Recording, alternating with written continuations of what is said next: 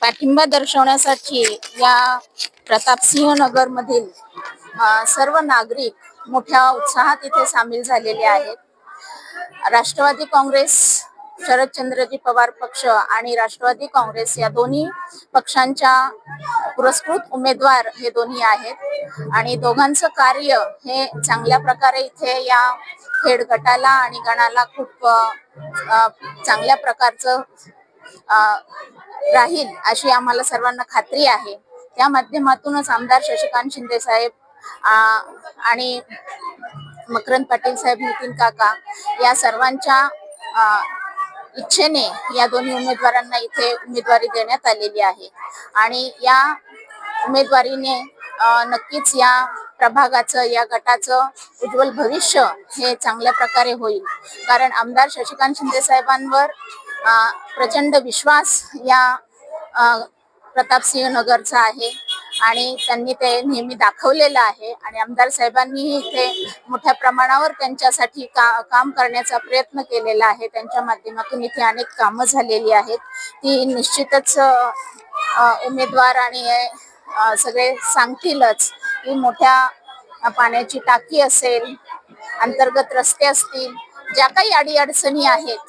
त्या पूर्ण करण्याचा प्रयत्न आमदार साहेबांच्या माध्यमातून झालेला आहे आणि इथून पुढे या दोन्ही उमेदवारांच्या माध्यमातून आणि सदस्यांच्या माध्यमातून पूर्ण करण्याचा प्रयत्न हा नेहमी राहणार आहे आणि त्यासाठी या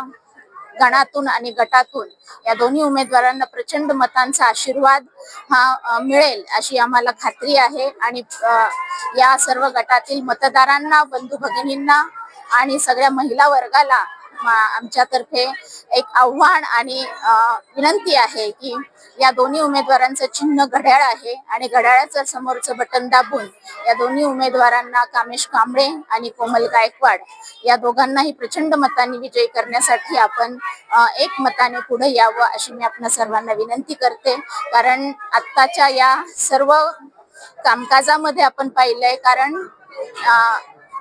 जनतेला, मतदारांना जसं जिल्हा परिषद पंचायत समितीच्या माध्यमातून एक वाली हवा असतो, एक आपल्या हक्काचा माणूस हवं असतं, ते आता बऱ्याच काळानंतर उपलब्ध होणार आहे आणि प्रचंड समस्या या तुंबलेल्या आहेत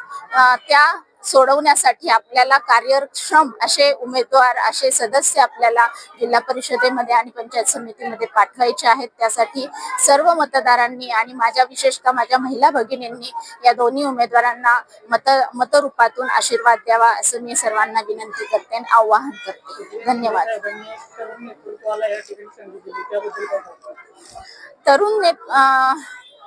कारण तरुण नेतृत्वांना संधी देण्यामागचा उद्देश आहे की कारण एक विकासशीलता पाहिजे, एज्युकेटेड मुलं पाहिजेत, त्यांना समस्या समजून त्याचे सोल्युशन्स काढण्याची एक जबाबदारी तरुणांमध्ये आहे आणि ती मिळाली पाहिजे। तरुणांशी कनेक्ट करणं, कारण आत्ताचा काळ हा असा झालेला आहे की वयोवृद्धांचा अनुभव हा पाठीशी घेऊन चालणारं व्यक्तिमत्व हवं आहे। तरुणांची नवीन विचारधारा समजावून घेण्याचं एक माध्यम हवं आहे, कारण दोन्हींचा दुवा साधण्याचा प्रयत्न या तरुण उमेदवारांकडून होईल याची खात्री आहे। कारण आता या दोन्हींचा संगम साधणं, कारण आता तरुणाई थोडीशी विचारांच्या बाजूला किंवा तत्वांच्या बाजूला जाताना दिसते आहे आणि जुन्या विचारांना कुठेतरी मागे टाकण्याचा प्रयत्न होतोय, पण आपल्याला हे दोन्ही विचार, जुने विचार असतील, तरुणांचे नवीन विचार असतील, यांचा संगम साधण्याची आता काळाची गरज आहे। त्या माध्यमातून नक्कीच आमदार साहेबांनी हे तरुण नेतृत्व आपल्या समोर दिलेलं आहे, ते चांगल्या विचारांनी दिलेलं आहे आणि त्यांचे विचार आणि त्यांच्या विश्वास हे दोघंही सार्थ करतील अशी खात्री आहे।